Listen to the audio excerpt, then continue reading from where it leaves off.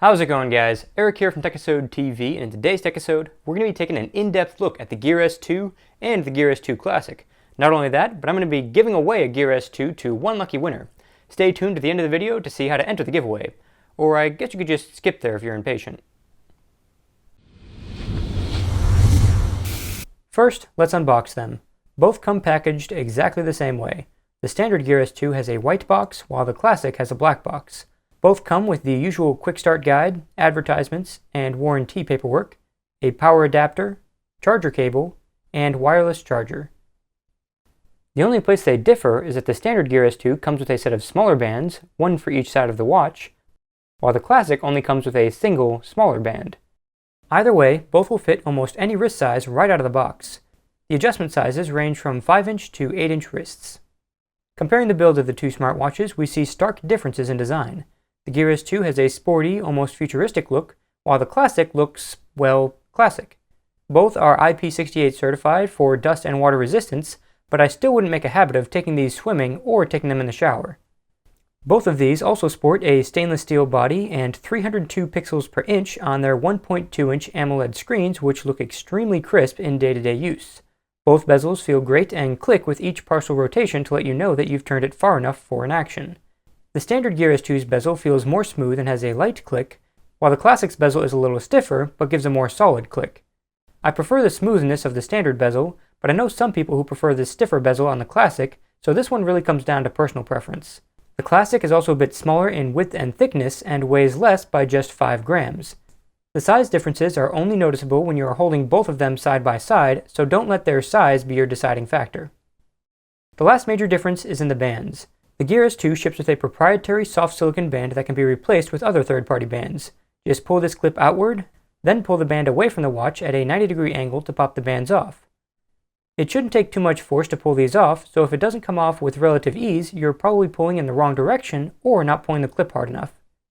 This connection style makes swapping out bands for different occasions very quick and easy. The Gear S2 Classic, on the other hand, ships with a standard 20mm genuine leather band that can be replaced with any other standard 20mm band, giving it far more band options than the standard Gear S2. This leather band also comes with quick release pins to make changing the bands out easier. However, if the band you're swapping to uses standard pins like this one, you'll need a special tool to connect or disconnect the band. There's a link in the description for the tool I use.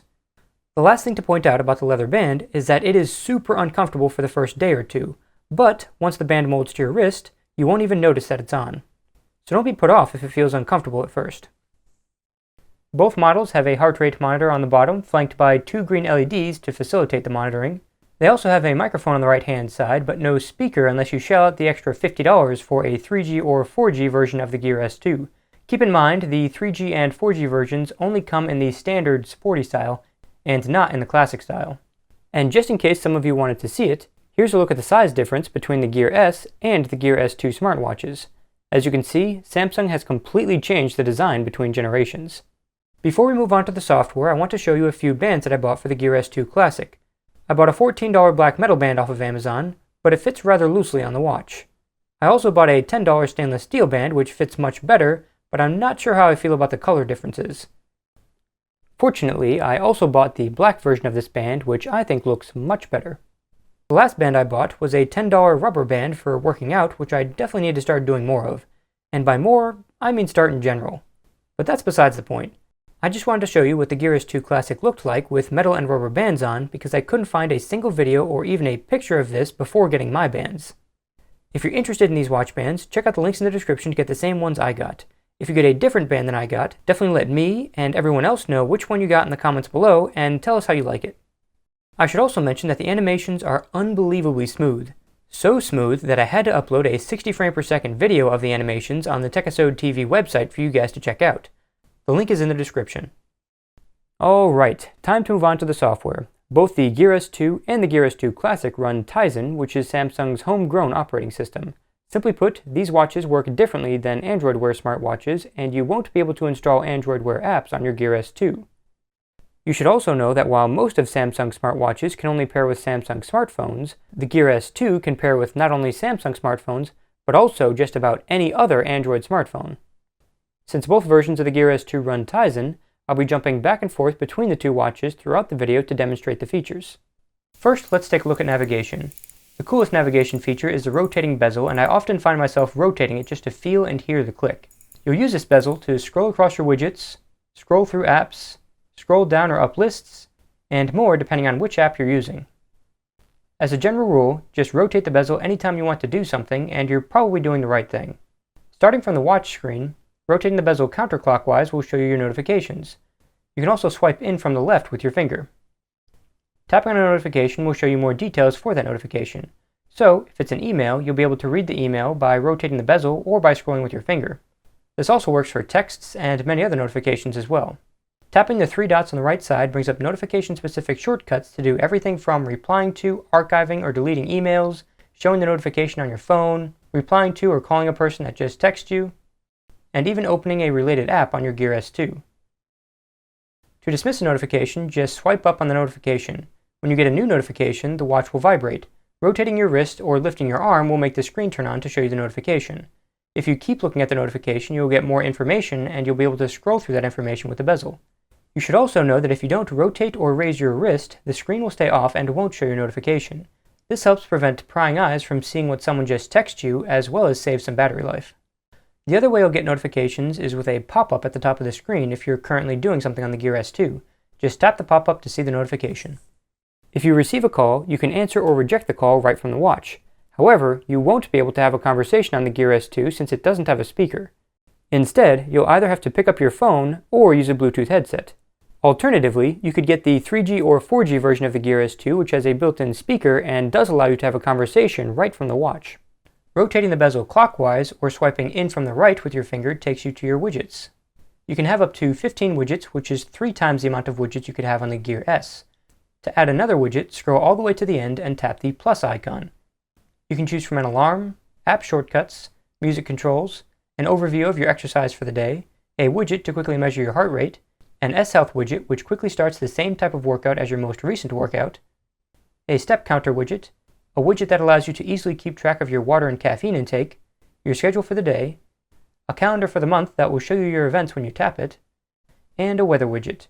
You can have multiple alarm, app shortcut, and weather widgets, but you can only have one of each of the other widgets. Looking a bit more closely at the widgets, the alarm widget toggles your alarm on and off. You can also tap the time to change the alarm time, and change the days that the alarm will be enabled if you want a recurring alarm. The music control widget is self-explanatory. Tapping the daily activity widget will take you into the S-Health app, which will show you a detailed look at how active you've been throughout the day, the total number of steps you've taken, exercise history, heart rate history, and your water and caffeine intake. The heart rate widget quickly measures your heart rate with a single tap. Quick Start quickly starts a new workout. Tapping the Steps widget shows you how many steps you've taken each day going back as long as you've had the watch. Tapping the plus icons for the water and caffeine widget will add a glass of water or caffeine to your total for the day. The Daily Schedule widget will show you any upcoming events for the day, and if you tap it, you'll see details about your events. Tapping the Weather widget will open the Weather app, which shows you the weather for any cities you set up. When you tap on a city, you get much more detailed weather information for that city. Finally, tapping on the Calendar widget shows you details for all your events. If you long press on a widget, you enter Widget Edit mode, which allows you to delete or move any widget. You can also modify both the App Shortcut and Weather widgets. Tapping Edit on the App Shortcut widget allows you to replace any app shortcut with any other app you have installed on your Gear S2. Tapping Edit on the Weather widget allows you to change which city the widget will show. This is where having multiple weather widgets comes in handy, especially for someone who travels often. To change your watch face, just long press anywhere on the watch face. Now just rotate the bezel or swipe left or right to select a new watch face. You can also customize any watch face that has the word Stylized pop up at the bottom. Some of these faces are insanely customizable. Most notable would be the modern utility watch face. You can pick from many different dials by rotating the bezel. Then you can swipe across the screen to change the watch hands. Then swipe again to add a complication, which comes in the form of a shortcut or info like the date, battery level, and more. Then swipe again to add another complication. Then swipe one last time to decide whether or not you want to include the date. Once you're happy with the watch face, just tap OK to save it. As you can see, customizing a single watch face can get you a ton of unique looking faces. I added it up, and with all the different combinations, including complications, the Gear S2 technically ships with over 37,000 unique watch faces. However, there are only about 80 unique dials and backgrounds, which are what makes the watch faces look distinctly different. And if 80 watch faces isn't enough for you, you could always download one of the hundreds of watch faces from the Samsung App Store. To see your apps, you can either press the home button while on the watch screen, or you can rotate the bezel to the app shortcuts, then tap Apps. From the Apps menu, you can either open a Recent Apps window that shows you all of your open apps, or you can open any app you have installed on your Gear S2 by rotating the bezel to highlight the app you want, then tapping the center of the screen. You can also directly tap the app you want to open instead of highlighting it first. When you have a lot of apps, they will overflow into separate windows. As you rotate the bezel, you'll enter each new window until you get to the end where you'll see a plus icon.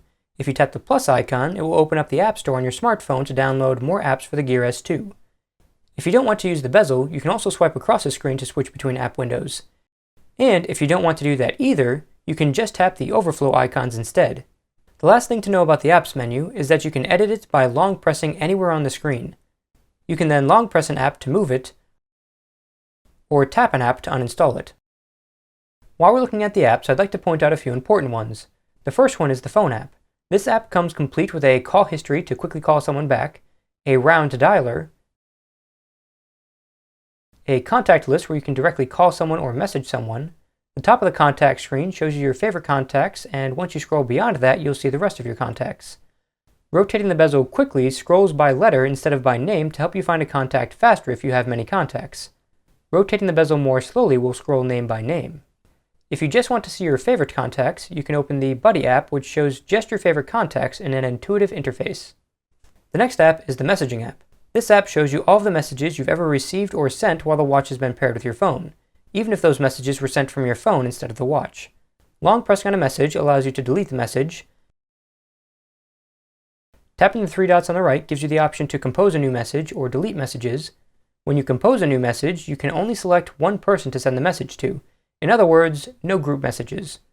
You then get the option to send a suggested message based on the last message you received from that person. These messages are highlighted in blue to differentiate them from the preset messages that you set up on your phone. You can also dictate a message with your voice, which actually works surprisingly well and allows for commands like period or question mark. However, commands like smiley face just write the word instead of show an emoji. If you don't want everyone to hear what you're saying, you can send a message with an old-school T9 predictive text keyboard. If you want to select a specific character, just long press then drag. My biggest recommendation for this app is to pay attention to the predictions at the top.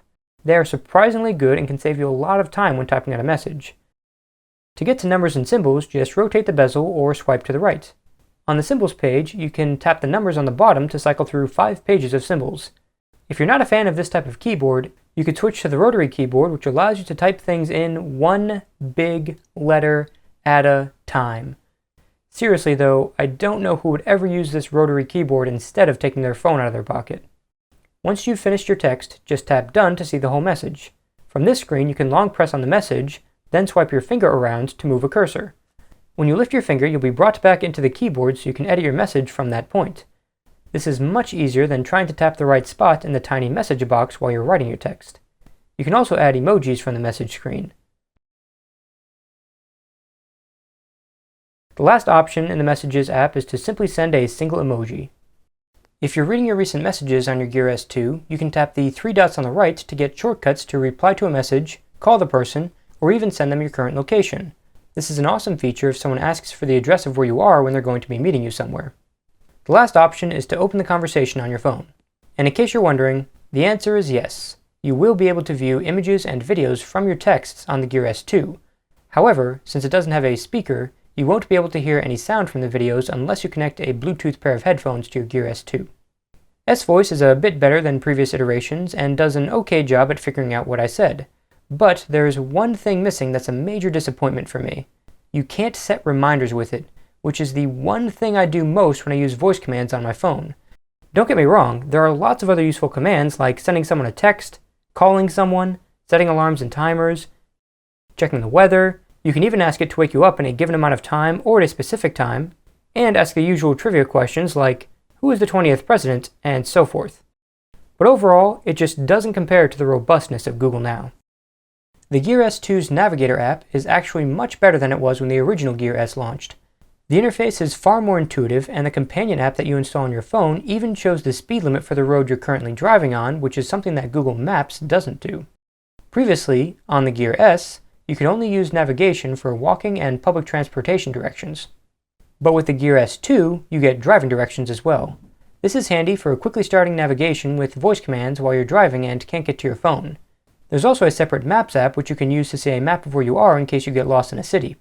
You can even search for nearby transportation, dining, attractions, shopping, and more, then navigate there with the Gear S2. Keep in mind, you will need to be connected to your smartphone to use any of these navigation features. The Music app is also pretty useful and will even show the album art in the background, even if you're controlling music from the Pandora app on your phone. The music controls themselves are pretty simple. Just rotate the bezel clockwise to skip to the next track, and rotate it counterclockwise to skip back a track.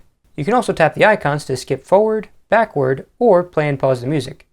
To change the volume, just tap the speaker icon, then rotate the bezel, tap the plus or minus icons, or tap the center icon to quickly mute or unmute the sound. Out of the box, the Music app will just control the music on your phone. However, you can save music directly to your Gear S2 quickly and easily using the Samsung Gear app on your phone. Just tap Send Media, select your tracks, then tap Done. You can also auto-sync tracks, so any new songs you save to a specific playlist will automatically get saved to your Gear S2. Once you have the music saved to your Gear S2, just tap the three dots on the right side, then tap the Play Music From text in the center. This will switch to playing music directly from the Gear S2 and add options to shuffle your songs, put them on repeat, or add the current song to your favorites playlist. Swiping up from the bottom reveals your current playlist, a list of available playlists, and the option to search by track title, album title, or artist name. Long pressing on a song allows you to either delete it or add it to your Gear S2's favorites playlist. And of course, the Gear S2 wouldn't be complete without a gallery. I'm honestly not sure why this was even included because you can't change the background on any interface like you could with the original Gear S. Maybe that will come in a future update, or maybe someone will make a watch face that allows for custom backgrounds, which will at least give some usefulness to this. But for now, it's just a novelty that's there just for the sake of being there. There are also the usual apps like an alarm, timer, and a stopwatch, which is actually really cool, Bloomberg for people who are into stocks, email, which allows you to read and reply to any emails sent to Samsung's native email app, a Find My Phone app that makes your phone vibrate and play a song even if you have your phone on silent with Do Not Disturb mode on. You can also get the GPS location of your phone if you lost it while you were out and about. And lastly, a voice memo app which converts everything you say to text and saves both the text and audio. This also automatically syncs with Samsung's voice recorder app so you can manage your recordings right on your phone. Now that we're done with the apps, there are a couple more gestures you need to know. You can either swipe down from the top of the screen or press the back button to go back one page at a time. Once you get back to the watch screen, you can swipe down once more to see your remaining battery, whether you're connected through Bluetooth or Wi-Fi, an option to enable Do Not Disturb mode which stops your Gear S2 from vibrating when you get notifications and also stops the screen from turning on when you look at the watch. But don't worry, all of your alarms and calendar appointments will still go through. You also get a brightness shortcut to either increase or decrease the brightness. There are 10 levels of adjustment, but I keep mine set at 7 because that is more than bright enough for me. There's also an incredibly well hidden ambient light sensor that I still haven't been able to find even after a month of using the Gear S2. This sensor will put the screen into an outdoor mode anytime it detects very bright ambient light. This makes outdoor visibility great, and I've yet to have a hard time reading the watch while in direct sunlight. You should also know that this sensor boosts the brightness only in direct sunlight. Whenever you're not in direct sunlight, the brightness returns to the level that you set it to earlier. This helps to save battery life by only boosting the brightness when you absolutely need it. This also fixes the problem I frequently had with the original Gear S while wearing a long sleeve shirt, where the screen would stay super dim because part of my sleeve would be covering the ambient light sensor. The last shortcut in the pull-down menu is your music controls. These control any music you have playing on your phone regardless of which app you're using. And in case you're wondering, the answer is no. The back button does not work in apps like Pandora, but that's to be expected. Earlier, I mentioned that you could use the home button to get to your apps, but it can do more than just that. If you're on any screen other than the watch face, it will take you back to the watch face.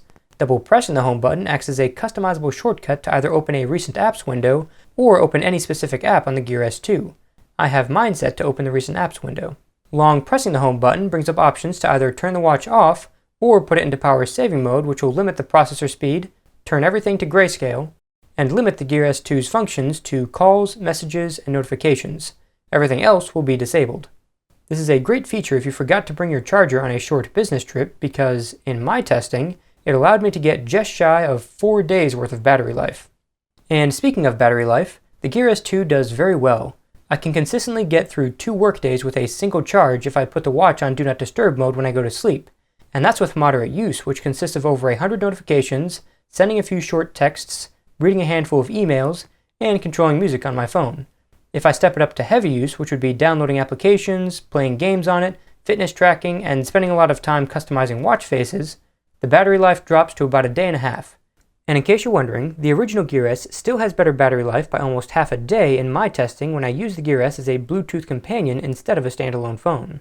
That's to be expected though, because the battery on the Gear S is about 17% larger than the battery on the Gear S2. The last gesture on the Gear S2 is to put your palm on the screen to turn the screen off. I noticed that this also works if I just put 2 fingers across the screen. However, the sensors do such a good job at sensing my wrist movement that I almost never feel the need to use this feature. Time to take a quick look at some important settings. First, if you enter the display settings, you can enable Watch Always On, which will show a simplified black and white watch face instead of turning the screen off. I personally never use this feature because the watch face turns on so fast when I look at it anyway. But if you want it, it's there. The next important setting is the vibration menu. If you wear the watch rather loose like I do, you'll want to change the intensity to strong to make sure you feel the buzz when a notification comes in. If that's still not obvious enough for you, you can turn on long buzz to make the notification buzz last longer. However, if you're the type of person who wears their watches snug, you'll have no problem feeling the buzz with the default settings. Next, we have the device menu. This is where you can change the double press home button shortcut I mentioned earlier, or turn off the wake up gesture of turning your wrist, which I suppose would be good if you pair it with the always on watch face. The call menu has an option to turn on voice answer, which allows you to answer or reject calls with your voice. The connections menu gives you access to your Bluetooth, Wi-Fi, and NFC settings. Screen lock allows you to lock your Gear S2 with a pin. This will only lock it when you take it off your wrist and set it down somewhere. It's not all good news with the Gear S2 though. While the battery life on the Gear S2 is great, the charge time is not. This little guide takes a whopping 2 full hours to charge from dead to full. That's partially why the battery life is so good, but still, this is not a watch that you'll be able to throw on a charger for just 10 minutes and expect to get very far with it. There's also no UV sensor or sleep tracking like the Gear S had. You can get a third-party sleep tracking app called Sleep as Android, but there are still some major bugs in it that consistently kill my fully charged Gear S2 before I wake up 7 hours later. The non-3G or 4G model also doesn't have a speaker or GPS, so you can't track your run or bike ride if you don't have your phone with you. You can only track the steps you've taken and your heart rate if you left your phone at home. Granted, if you keep your phone with you, you can track every aspect of your run or bike ride as usual. The good news is that the 3G and 4G models do have those features, so if you really want to have them, you can pay an extra $50 to get them. The 3G or 4G models also come with a built-in eSIM, which allows you to use your Gear S2 as a standalone smartphone just like the original Gear S. However, my complaint here is that the SIM isn't removable or swappable, which means you'll have to pay $5 to $10 a month for an extra phone plan. The Gear S had a swappable SIM, so I would frequently put the nano SIM from my phone into the Gear S when I wanted to leave my phone at home. Doing it this way saved me about $10 a month. The last hardware complaint I have has to do with the wireless charger. Aside from being slow, it works great, but I definitely miss the cradle from the Gear S because it doubled as a battery pack, so I could just snap it onto my Gear S and charge it on the way to work without having to plug it into an outlet. I don't see anyone making a wireless snap-on charger for the Gear S2 anytime soon, so I guess this is just an issue I'll have to live with. To be fair though, the clips on the snap-on charger break extremely easily, so in that sense, the wireless charger is a much more robust solution. The only other complaint is about the lack of apps. The Gear S had a ton of useful apps within the first few weeks of launching. That's not the case with the Gear S2. From what I could find, there were only about 50 unique apps worth a try. The rest of the 1,000 apps consisted of about 800 watch faces, 100 poorly put together apps, and a lot of duplicate apps that are borderline identical to each other. This will obviously change over time, but the key missing ones at the time of making this video are an app to control your smartphone camera, a web browser, and a good sleep tracking app. Those all may be coming to the Gear S2 soon, but if you're going to be an early adopter, you should be aware that those aren't currently available. Meanwhile, the Gear S has all 3 of these. I'm going to wrap this up by taking a quick look at the Gear app on your phone. To get to this, just pull down the notification shade when the Gear S2 is connected to your smartphone, then tap the Samsung Gear S2 notification. From here, you can customize your watch faces, select which apps can send notifications to the Gear S2, change the order of the apps on your Gear S2 or uninstall apps, send music and photos to your Gear S2, change your Buddy app, email, voice memo, and weather preferences, go directly to the Gear S2 App Store, change a few general settings, including a very useful one called Send SOS Messages. This sends your GPS location and a 5-second audio recording to any emergency contacts you set up just by triple tapping the home button. This is an invaluable feature in an emergency situation. The last option here is Find My Gear, which will turn your Gear S2's screen on and make it start vibrating so it's easier to find if you lost it somewhere nearby.